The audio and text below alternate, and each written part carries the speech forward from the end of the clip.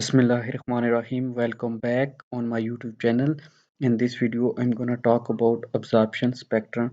Previous video जो हैं उनमें हमने बायोएनर्जेटिक्स की डेफिनेशन देखी थी, फिर photosynthesis, why photosynthesis is a redox reaction. Then फिर हमने role of light in photosynthesis discuss किया था, फिर role of photosynthetic pigment in photosynthesis. अब हम बात करने जा रहे हैं एब्जॉर्प्शन स्पेक्ट्रम। इससे पहले हम इलेक्ट्रोमैग्नेटिक स्पेक्ट्रम पढ़ चुके हैं कि जो सनलाइट से रेडिएशंस आती हैं वो कैसे जो है वो उनको इलेक्ट्रोमैग्नेटिक स्पेक्ट्रम कहते हैं। फिर हमने देखा था कि एक्शन स्पेक्ट्रम, जिसमें हमने ये पढ़ा था कि इन कैसे जो लाइट डिफरेंट लाइट की वेवलेंथ है वो इंजाइम जो फोटोसिंथेसिस है उसकी इफेक्टिवनेस को इंक्रीज या डिक्रीज करती है। अब हम बात करने जा रहे हैं एब्जॉर्प्शन स्पेक्ट्रम। जो एब्जॉर्प्शन स्पेक्ट्रम होता है ये स्पेक्ट्रोफोटोमीटर की हेल्प से लिया जाता है।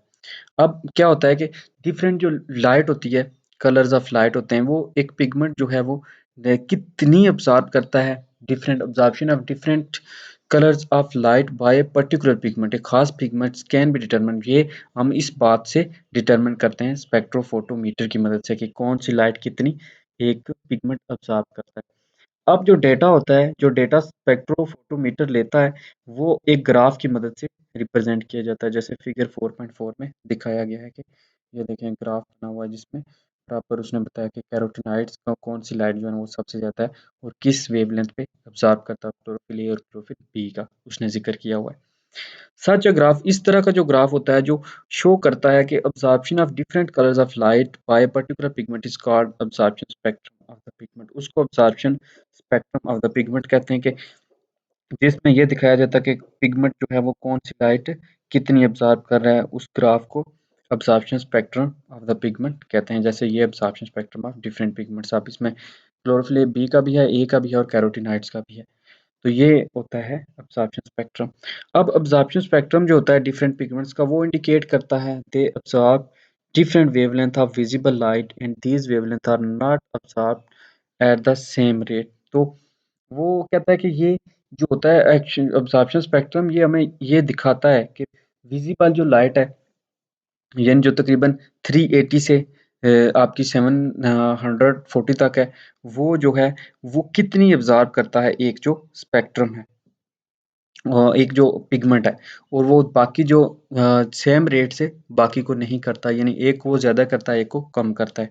द मेन फोटो रिसेप्टर और क्लोरोफिल, अब जो मेन रिसेप्टर्स हैं वो क्लोरोफिल ए है बी है, बोथ शो मोर अब्जॉर्प्शन। अब ये दोनों जो है ना मोर अब्जॉर्प्शन शो करते हैं इन वायलेट एंड ब्लू।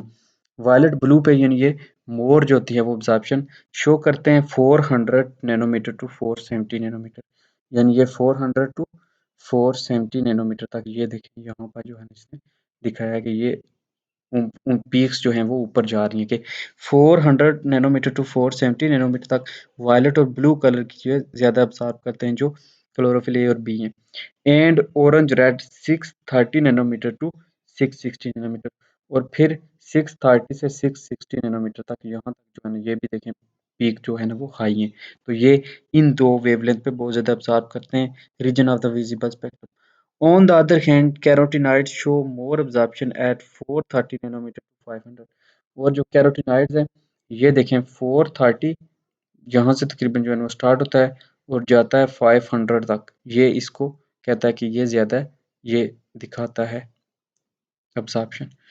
तो ये इन दोनों का डिफरेंस था कि क्लोरोफिल ए और बी जो है ना वो दिखाता है हमें 400 टू 470 नैनोमीटर पे यानी वायलेट ब्लू को, और फिर 630 टू 660 नैनोमीटर पे ज़्यादा अब्जॉर्प्शन शो करता है, जबकि जो कैरोटीनॉइड स्पेक्ट्रम है वो अब्जॉर्प्शन जो है वो 430 टू 500 नैनोमीटर पे ज़्यादा शो करता है। That's all in this video, like the video and subscribe the channel. अल्लाह हाफ़िज़।